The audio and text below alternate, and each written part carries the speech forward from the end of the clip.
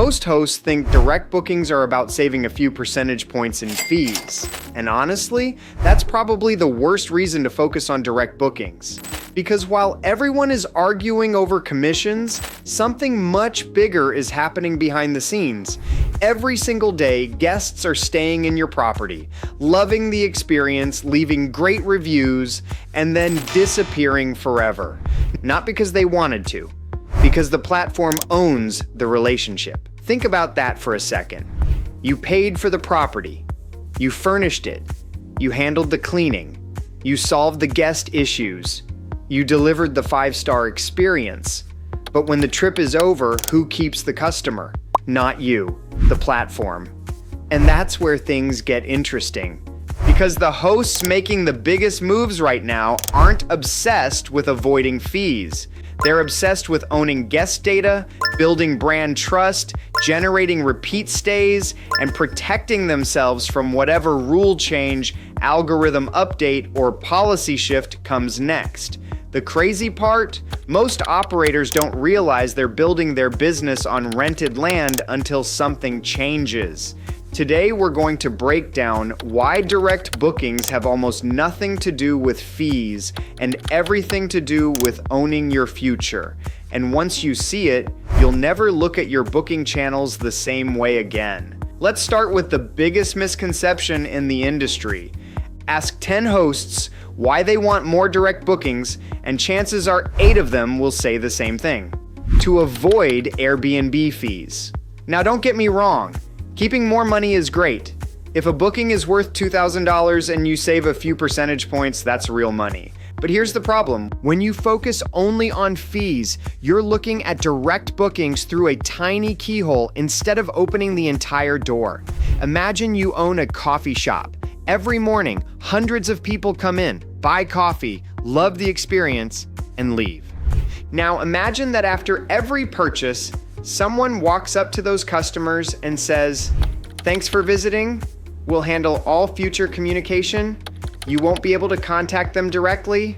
If they want to come back, they'll have to find you through us again." That would sound insane. Yet that's exactly how many short-term rental businesses operate. The property owner provides the product. The OTA controls the customer. And that's a huge difference because businesses aren't built on transactions. They're built on relationships. A transaction is a moment. A relationship can last years. Think about some of the strongest businesses in the world. They don't just sell products. They own audiences. Apple doesn't simply sell an iPhone. They maintain an ongoing relationship with customers through accounts, services, software updates, subscriptions, and brand loyalty. Hotels don't become valuable because someone stayed once. They become valuable because guests come back again and again. The same principle applies to short-term rentals. When a guest books through an OTA, you receive revenue.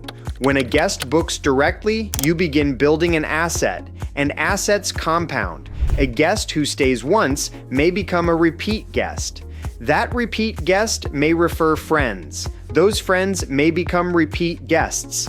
One relationship can create years of future revenue, but none of that happens if every booking starts and ends inside someone else's ecosystem. That's why the smartest operators have started asking a completely different question. Not, how much money am I losing in fees? But, who owns the customer after checkout? Because the answer to that question determines whether you're running a property or building a business. And those are two very different things. One of the most uncomfortable truths in the short-term rental industry is this: a guest can absolutely love your property and still have almost no connection to your business. That sounds backwards, but think about the guest journey. A traveler opens Airbnb. They search Airbnb. They compare listings on Airbnb. They message through Airbnb. They pay Airbnb. They receive notifications from Airbnb. They leave a review on Airbnb. From the guest's perspective, who delivered the experience? You'd hope they'd say you, but often the platform gets most of the credit. This creates what I call the middleman illusion. You're doing all the work, but someone else owns the relationship. Imagine opening a gym where every member signs up through a third-party company. You train them, you help them lose weight, you change their lives. But every time they want to renew, the third-party company stands between you and the customer. That's exactly what's happening with many short-term rental operators. The guest remembers the vacation. The platform remains the gateway. And that gateway becomes incredibly powerful because whoever controls communication controls influence. Who can send reminders? Who can send promotions? Who can send recommendations? Who can encourage another booking? The answer is usually the platform. Now here's the scary part. Many hosts think they own a customer because they hosted them once. They don't. Ownership isn't determined by who delivered the stay. Ownership is determined by who can reach the guest tomorrow. If you can't contact someone after checkout, you don't really own that relationship. And that's why direct bookings matter so much. Not because they're cheaper, because they turn one-time transactions into long-term relationships. That's where real business value starts. Let's talk about something that sounds boring.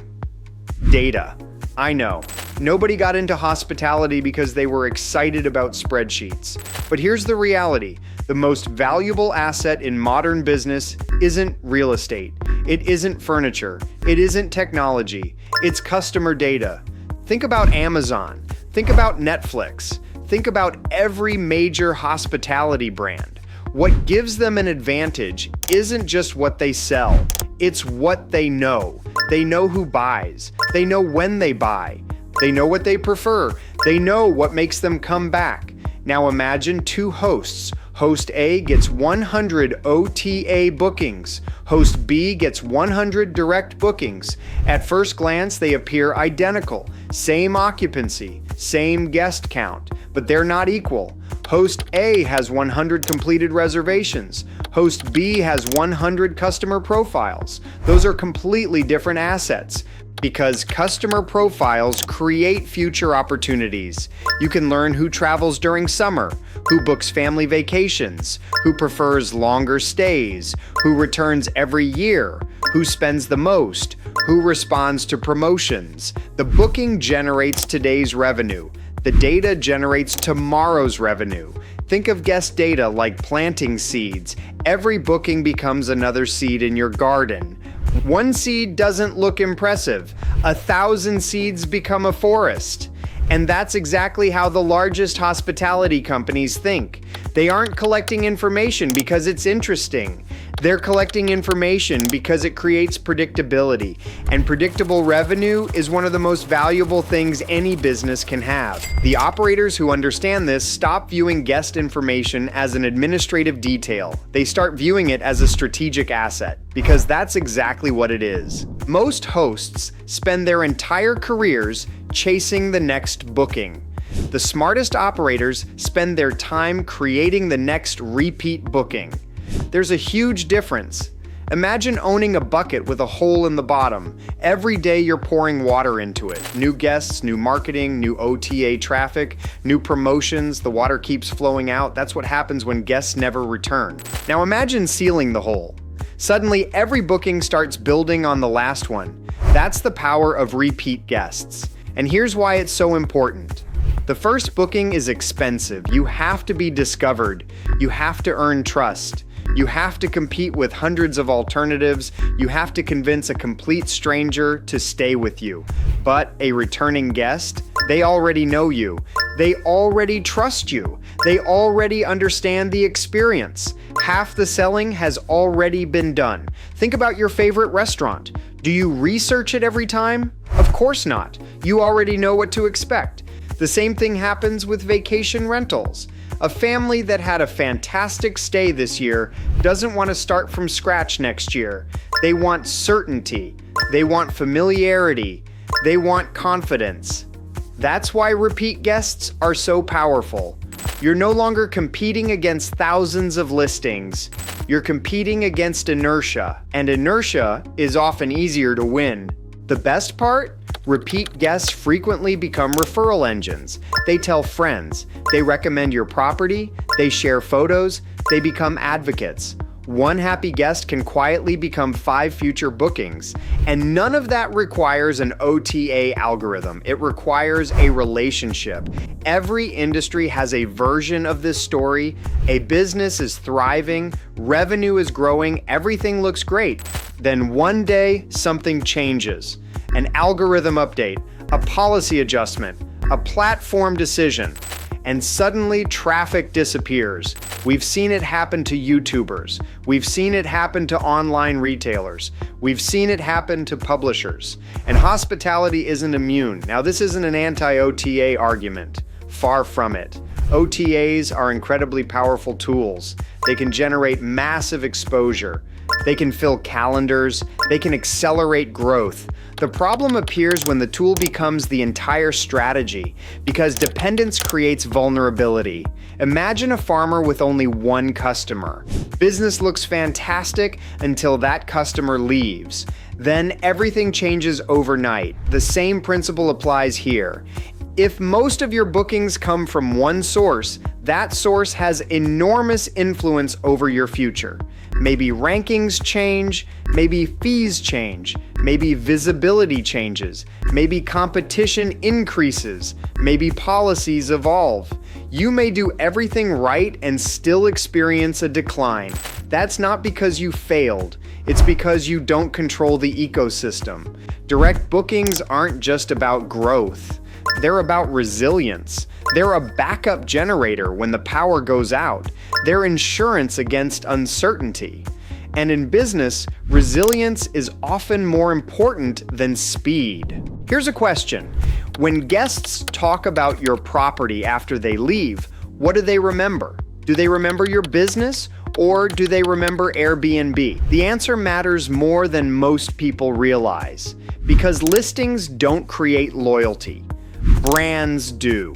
A listing is a product page. A brand is a memory. A listing is discovered. A brand is sought out. That's a massive difference. Think about the strongest hotel companies in the world. People don't search for random rooms. They search for brands they trust, because trust reduces risk, and travel is full of risk. Will the property be clean? Will it match the photos? Will check-in be smooth? Will someone answer if there's a problem? A strong brand answers those questions before they're even asked. That's why building a recognizable identity matters. When guests associate reliability, professionalism, and great experiences with your name, you stop being another option. You become the preferred option. And preferred businesses enjoy a huge advantage. They don't have to constantly reintroduce themselves. Trust already exists. Trust is transferable. Trust lowers friction. Trust increases conversions. Most importantly, trust survives platform changes. A listing can disappear. A brand can travel anywhere. That's why the future belongs to operators building brands, not just listings. Power in business comes from options. The more options you have, the stronger your position becomes. Let's imagine 2 operators. Operator A receives 95% of bookings from a single OTA. Operator B receives 50% from OTAs and 50% from direct channels. Which operator sleeps better at night? Probably operator B, because diversification creates flexibility. When every booking comes from one source, you're dependent. When bookings come from multiple sources, you're adaptable. The goal isn't eliminating OTAs. The goal is reducing dependency. Think about investment portfolios. Nobody recommends putting every dollar into a single stock. Why? Because concentration creates risk. The same logic applies to booking channels. The healthiest businesses don't rely entirely on one source. They build multiple pathways to revenue. That creates stability. It creates confidence. And perhaps most importantly, it creates freedom. Freedom to make decisions based on what's best for your business rather than what's required by a single platform. That's the kind of leverage most operators never think about until they need it. 10 years ago, simply being on Airbnb was an advantage. 5 years ago, optimizing listings was an advantage. Today, Almost everyone is doing those things. The competitive landscape has changed. The next advantage is audience ownership, because attention is becoming more expensive, competition is increasing, and guest acquisition is becoming harder. The businesses that win won't necessarily have the biggest properties. They'll have the strongest relationships, the deepest guest databases, the most trusted brands, the highest repeat booking rates, the most engaged audiences. Think about what happens when you own your audience. You launch a new property, you already have potential guests, you run a promotion, you already have people to tell. You have a vacancy. You already have people who trust you. That's an entirely different business model. You're no longer waiting to be discovered. You're creating demand. And that's the real reason direct bookings matter. Not because they save a few dollars, not because they avoid commissions, not because they're trendy.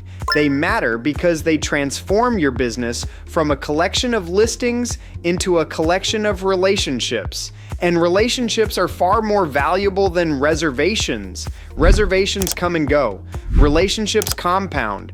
The hosts who understand that will build businesses that survive every trend, every platform update, and every market shift. Because at the end of the day, the most valuable thing you can own isn't a booking. It's the person behind the booking. I'm Derek Gisriel, owner of Level Up Stays, and if you want more of these short-term rental tips, go to my channel and watch my videos. Hit like and subscribe. Let me know in the comments what other topics you want me to cover. I hope you enjoyed the video and learned something from it. I'll see you in the next one.